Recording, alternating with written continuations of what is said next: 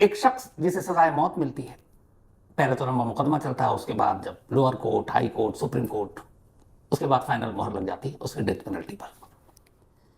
पूरे 48 सालों तक वो जेल में रहता है, गिरफ्तारी से लेकर रिहाई तक 48 ईयर्स। इन 48 सालों में से 30 साल तक उसे काल कोठरी में रखा जाता है, क्योंकि वो सजाए मौत पाया हुआ है कैदी था, और जिन्हें डेथ पेनल्टी दी जाती है वो बाकी कैदियों के साथ नहीं रहते, ये कानून। तो 30 साल तक एक कैदी इस इंतजार में एक अकेली काल कोठरी में, जहां सूरज की रोशनी भी नहीं आती, कोई दूसरा इंसान नहीं आता, बस खाना मिल जाता है और वहीं वॉशरूम है जिसको इस्तेमाल कर सकता है। अपने जैसे किसी इंसान का चेहरा देखने के लिए भी तरस जाता है। 30 साल बोलने में बड़ा आसान लग रहा, लेकिन जरा सोचिए कि एक इंसान को पूरी इंसानी बिरादरी से अलग करके 30 साल तक एक काल कोठरी, एक छोटे से कमरे में अकेला छोड़ दिया जाए, वो क्या जिएगा और कैसे जिएगा। 30 साल काल कोठरी में रहता है, 48 साल जेल में रहता है, और फिर जाकर ये पता चलता है कि वो शख्स तो बेकसूर है। खामखा उसने 48 साल मतलब अपनी लगभग पूरी जिंदगी जेल में काट दी। जब वो गिरफ्तार हुआ था तब उसकी उम्र 30 साल की थी, और जब वो छूटा तो उसकी उम्र लगभग 78 ईयर्स की थी। 78 साल की उम्र बाहर आया और 30 साल की उम्र में जेल के अंदर गया था।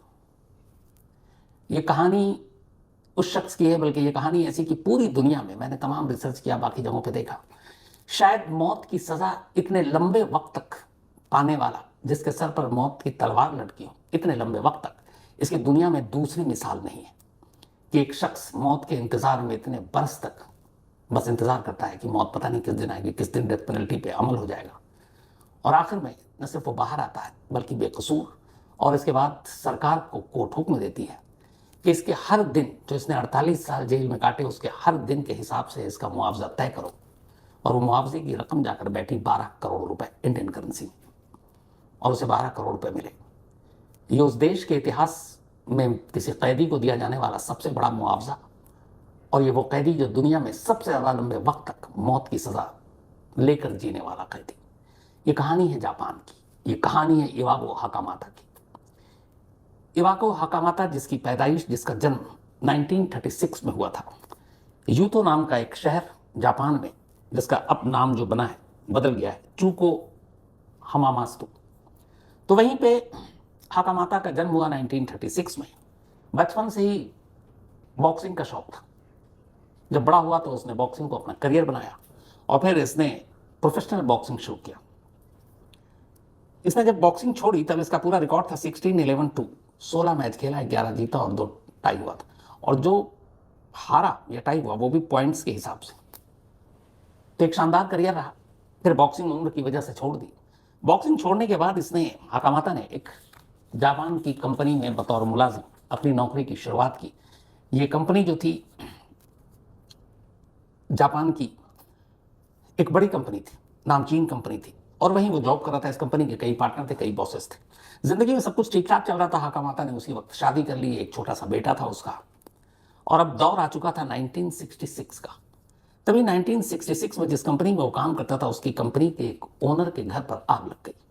इत्तेफाक से हाकामाता, उस कंपनी और उसका के बॉस का घर और दफ्तर आसपास में था।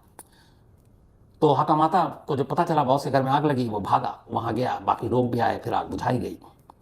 लेकिन उस आग में 4 लाशें मिली। लाशें उसके मालिक की, उनकी पत्नी की और उनके 2 बच्चों की।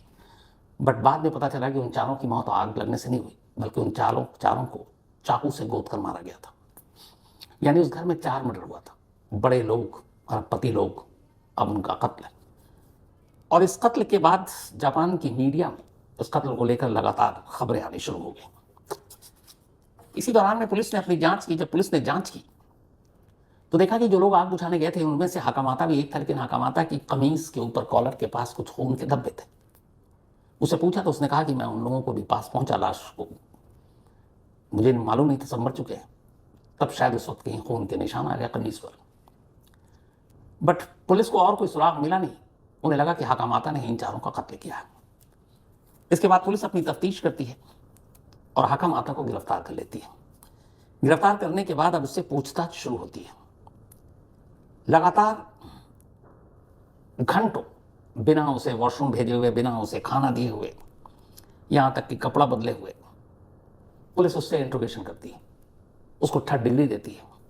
कहते हैं कि कंटिन्यू उसके साथ 264 घंटे 264 आवर्स इंट्रोगेशन हुआ था, नॉन स्टॉप। और जितने जुल्म ढाए गए जा सकते थे ढाए गए। मीडिया में दबाव था इन 4 कत्ल के केस का खुलासा करने के लिए। और आखिर में फिर हुआ ये कि पुलिस ने एक दिन मीडिया को बताया कि हकामाता ने अपना जुर्म कबूल कर लिया और उसने कहा कि उसी ने उन 4 को कत्ल किया था। इतना ही नहीं, पुलिस उसी घर की एक टंकी से 2 जोड़ी कपड़े भी बरामद करके दिखा देती है और कहती है ये कपड़े हकामाता के हैं।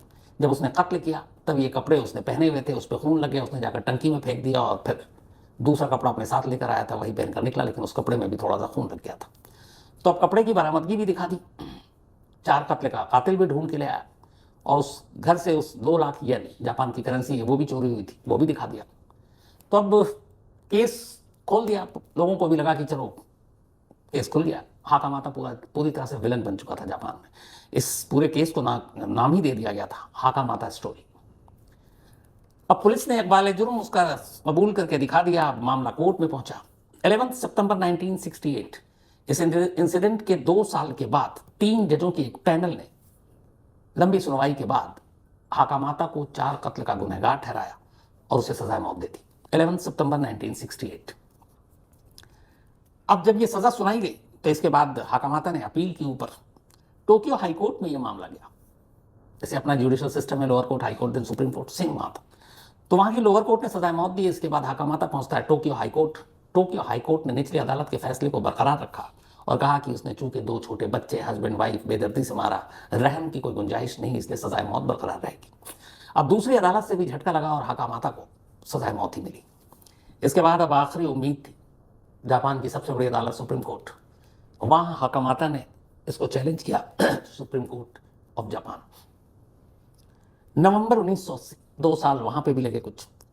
नवंबर 1980 में जापान की सुप्रीम कोर्ट ने भी अपना फैसला सुनाया और फैसला वही था जो लोअर कोर्ट और टोक्यो हाई कोर्ट का था।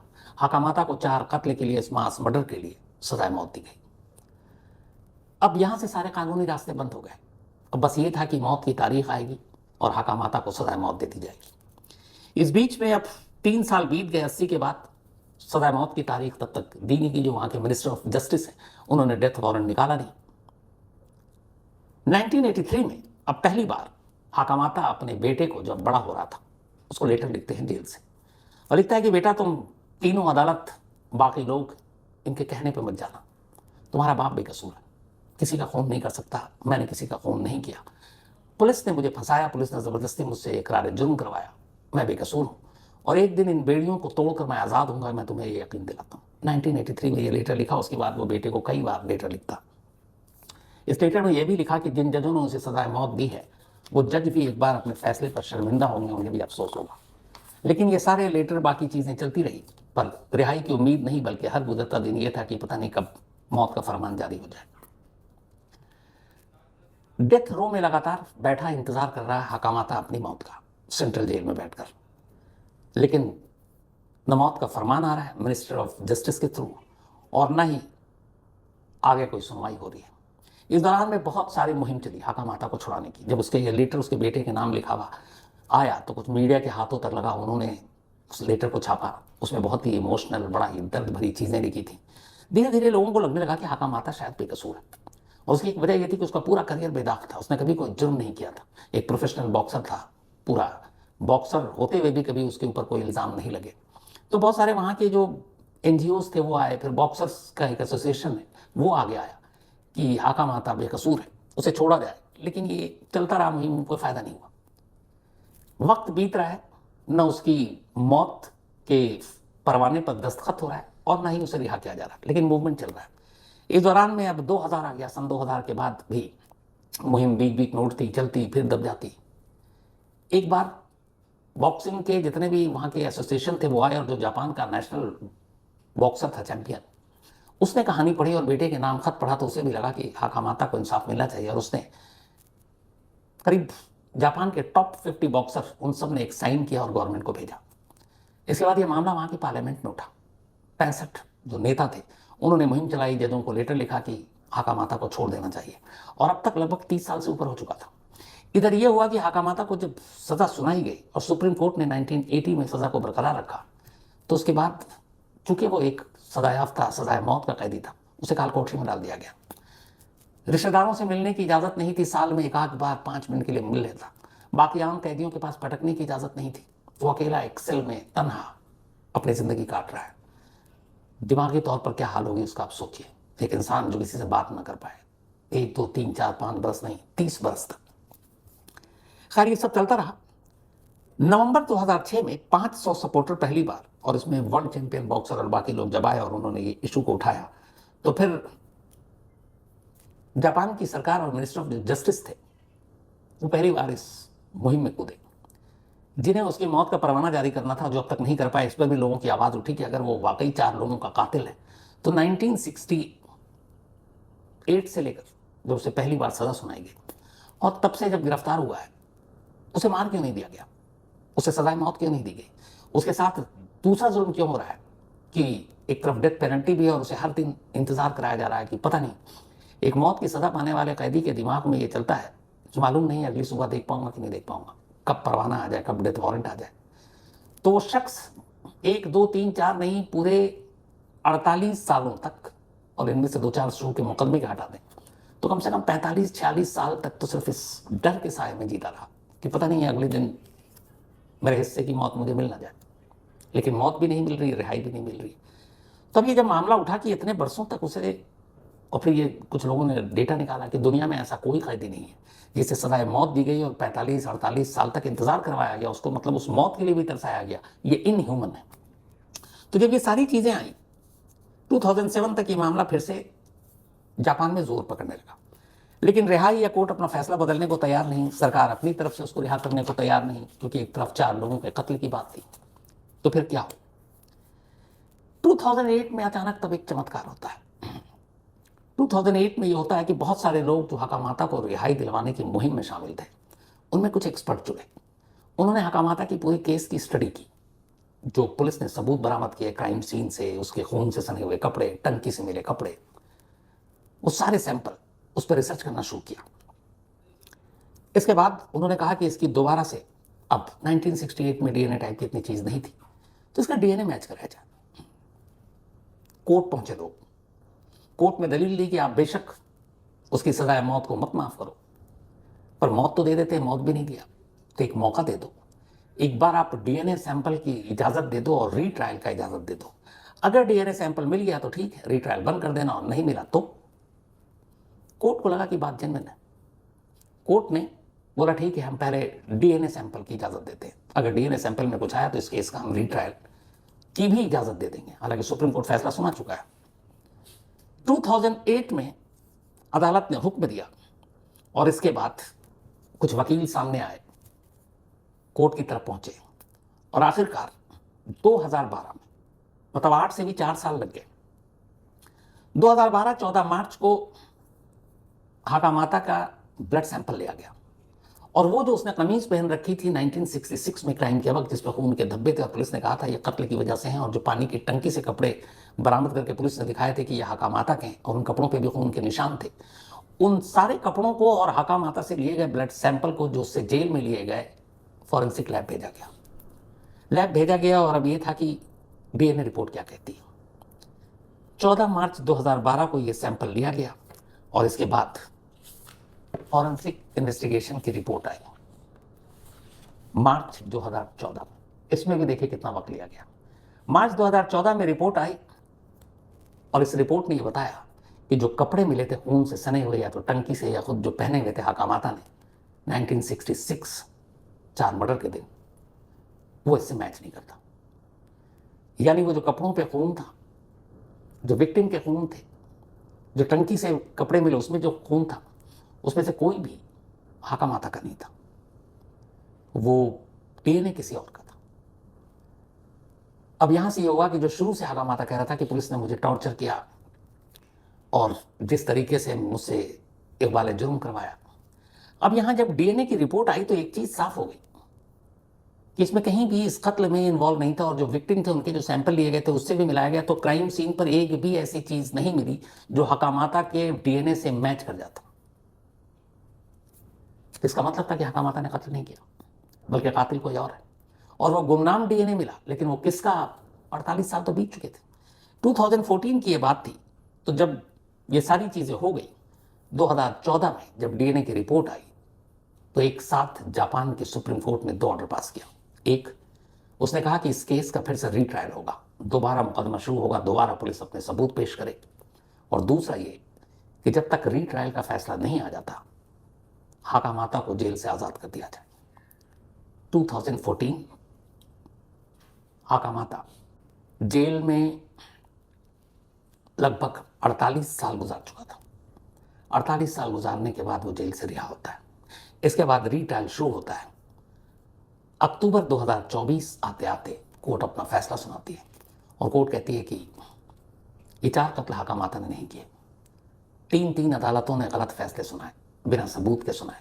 बीच में एक दौर आया था जब डीएनए जैसी चीज का भी इस्तेमाल किया जा सकता था, उसको भी कोर्ट या फिर इन्वेस्टिगेटिव एजेंसी ने नहीं किया, और ये सारा केस पुलिस का बनाया हुआ था। इसीलिए हाकामाता को बाइज्जत बरी किया जाता है। इसके बाद हाकामाता के वकील कोर्ट पहुंचते हैं, कहते हैं योर ऑनर आपने बरी तो कर दिया, लेकिन जो 48 साल इस शख्स ने जेल में गुजारे और उनमें से 30 साल काल कोठरी में गुजारे, उससे दिमागी हालत का आप अंदाजा लगा सकते हैं, उसका क्या। तो कोर्ट ने कहा इसकी भरपाई करेंगे। इन 48 सालों में से हर दिन के लिए कोर्ट ने एक रकम तय किया और कहा कि 48 सालों का हिसाब करो और इसे पैसे दो। 12 करोड़ रुपए इंडियन करेंसी में ये हिसाब बैठा, और जनवरी 29 इसी साल 2025 की बात कर रहा हूं, 2 से 3 महीने पहले पैसे दिए गए हाकामाता को, 12 करोड़। इस पूरे केस में हाकामाता की जो मदद की उनकी एक बहन ने, जो उनसे छोटी थी। हाकामाता एक भाई और एक बहन और थे। भाई की मौत हो चुकी थी। एक बहन ने, इस बहन ने जो कानूनी मुकदमा, चूंकि बच्चा छोटा था, वाइफ चली गई थी छोड़कर, जो लड़ाई लड़ी, उसने अपने भाई का साथ नहीं छोड़ा। जब हाकामाता जेल से आया तब उसकी बहन ने कहा कि आज मेरी लड़ाई पूरी हुई।